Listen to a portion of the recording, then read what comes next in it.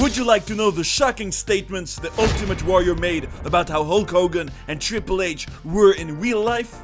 Are you curious to find out why Jake Roberts planned to beat him up with a wall of quarters at the 2014 Hall of Fame?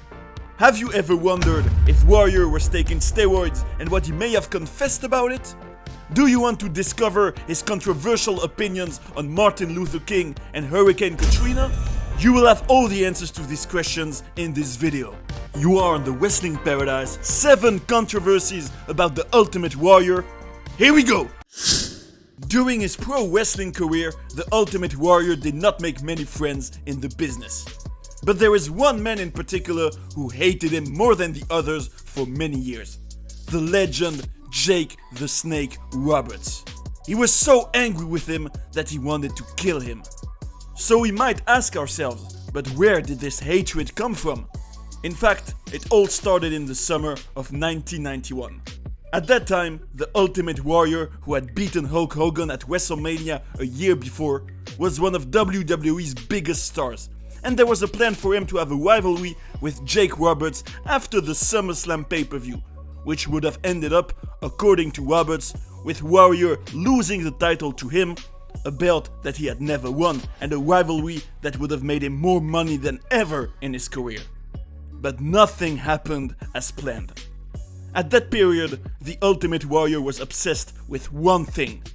He wanted to have as much money as Hulk Hogan, and have the same cut as him on merchandising sales.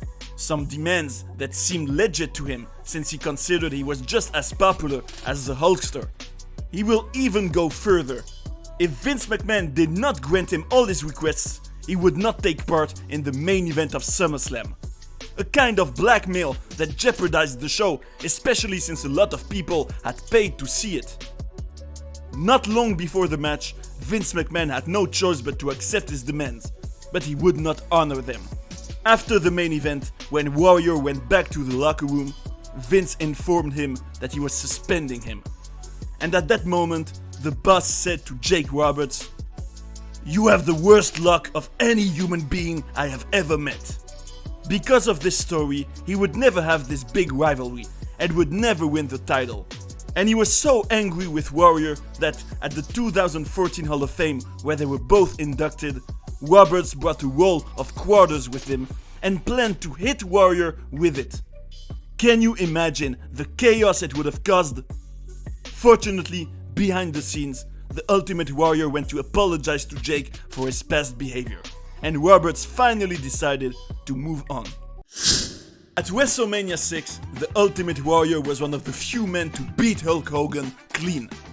On that day, he won the title, and a symbolic passing of the torch took place between the Hulkster, who was the WWE star for years, and Warrior, who was supposed to become his successor.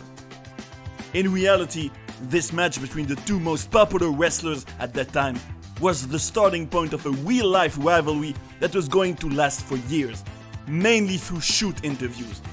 While on the one hand, Hogan said that in his opinion, his opponent was not worthy of being his successor, Warrior, on the other hand, claimed that it was outrageous that the Hulkster won a Father of the Year award in 2007 while he completely destroyed his family, according to him.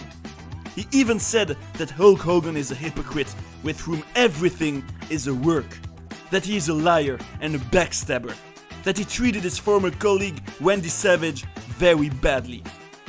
Warrior said that Hogan is a junkie who encouraged all the other wrestlers to do drugs too in order to have control over them, and who even used to offer his own wife to other wrestlers to have sex with her, which the Ultimate Warrior refused.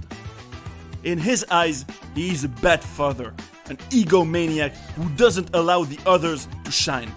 Despite all this heat over the years, they still ended up burying the hatchet behind the scenes of the WrestleMania 30 weekend in 2014, a few days before the death of the Ultimate Warrior.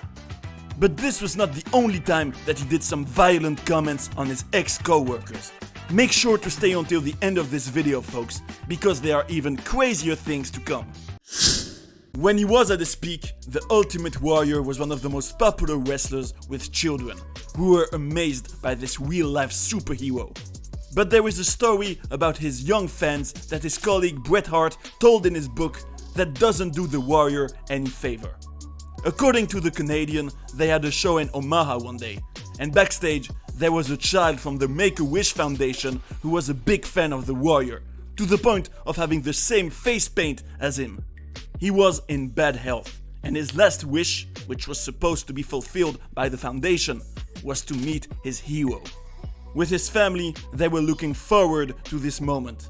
And one of the WWE public relations people went to see the superstar to ask him if he was ready to go see the kid. But at that moment, he replied, "In a effing minute, I'm busy." In the end, and this is really sad for the child, Warrior never went to see him at all, and his wish was not fulfilled. Later, in reaction to this story, Vince McMahon would make the Ultimate Warrior shoot an apology video for that. The Ultimate Warrior was never highly appreciated by his fellow wrestlers, who have often criticized him for his ego and the fact that he often stayed away from his co-workers in the locker room. Ted DiBiase Sr. said about him that he was never good in the ring and that he didn't respect the wrestling business. But another man who wasn't a fan of the Warrior for a while was Triple H. The cerebral assassin had the first WrestleMania match of his career against the Warrior in 1996. And that day, while they were supposed to have a normal match, the Ultimate Warrior asked Vince McMahon to squash him. And in the end, it didn't even last 2 minutes. An attitude that Vince didn't like, who immediately knew that after several years of absence from the WWE, Warrior was still the same person. And Triple H stated about him that he is the most unprofessional wrestler he has ever worked with. But Warrior reacted to that with a brutal response. Here are some quotes of it. Check this out. "So, Mr. Stephanie McMahon, let's be sure to tell the audience how you tried to pull some rookie punk stuff with me, using that loser Gerald Briscoe to steal your weak backbone. And I got in your face and told you that if you had something you wanted to discuss with me, you go find the courage to confront me yourself. Your lips quivered, your mouth shut. What I did that day was nothing personal. It was wholly professional. Ultimate Warrior was in a whole other league than all you B players at the time.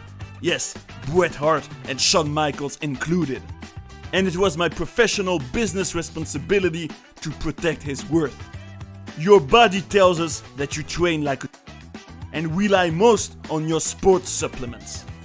There's no doubt that when Warrior had something to say, he did not hold back his feelings.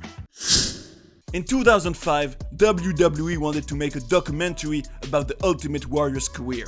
But when the latter refused to participate, the company decided to produce a DVD that would be a big attack against him. The self-destruction of the Ultimate Warrior.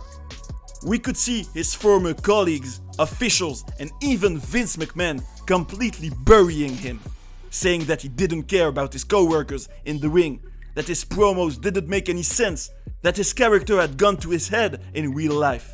Can you only imagine WWE taking time to produce a whole DVD just to bury one of its former superstars? It was a documentary that portrayed him as someone who had cracked under the pressure of being a star, and who wasn't relevant anymore.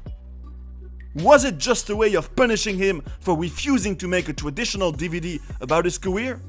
Was this revenge for the times Warrior sued the Federation about the copyright of his character?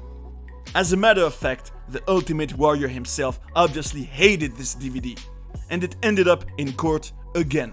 And fortunately, WWE finally produced more positive content about him, and started telling his story correctly in the eyes of the Warrior, which was essential for him to accept a Hall of Fame induction in the company, something he had initially refused in 2010.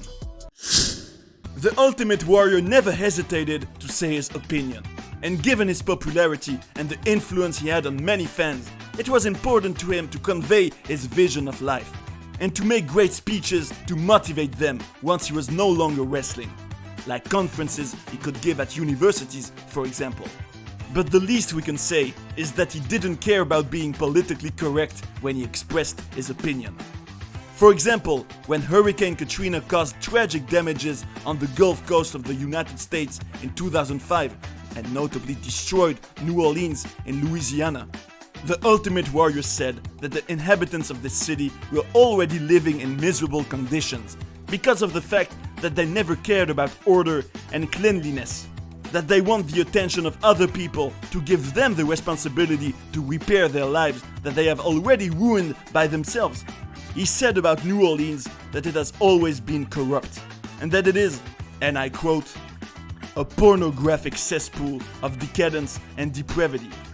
It should be noted that in the end, this is the city in which he entered the WWE Hall of Fame, which is quite ironic when we know his opinion on it. And about Martin Luther King, the famous pastor, Warrior criticized the marches that King did, saying that it was only 40 miles of paved roads and that he was escorted by security guards, but also that the pastor preached virtue while he himself had committed adultery on numerous occasions and that he had mistresses all over America. What's for sure is that the Warrior was never afraid to express his point of view. A major controversy that surrounds the Ultimate Warrior character is the issue of steroids. With his bodybuilder physique, we can obviously wonder if it was totally natural. And he himself confessed that he took steroids during his career. And this is what led to his dismissal from WWE in 1992, when the company was in the middle of the steroid scandal. According to the Wrestling Observer, his generation of wrestlers never took the potential danger of these products seriously. And after Chris Benoit's death in 2007, Warrior even said in an interview for Fox News that steroids were a good thing, that doctors are not well informed about it. He also confessed that it had indeed taken years out of his life, but that he didn't regret taking them, because without it, the character of the Ultimate Warrior would have never existed. This is an opinion that can be debated when we know that he died at the age of 54, leaving behind his wife and 2 daughters. That was crazy, right? Can you believe Jake Roberts planned to beat Warrior up at the Hall of Fame? Who would have thought that he finally buried the hatchet with Hulk Hogan after everything they said about each other? And that he had such a chaotic relationship with WWE over the years? The fact of the matter is that the Ultimate Warrior inspired thousands of people across the world to find the warriors inside of them to become everything they can be. And that is really awesome. We can say that this topic raises a lot of questions. I hope you had a good time watching this video, and I invite you to stay in the paradise of wrestling to look at some other ones. See you right away. And that's the bottom line, 'cause Stone Cold said so. What?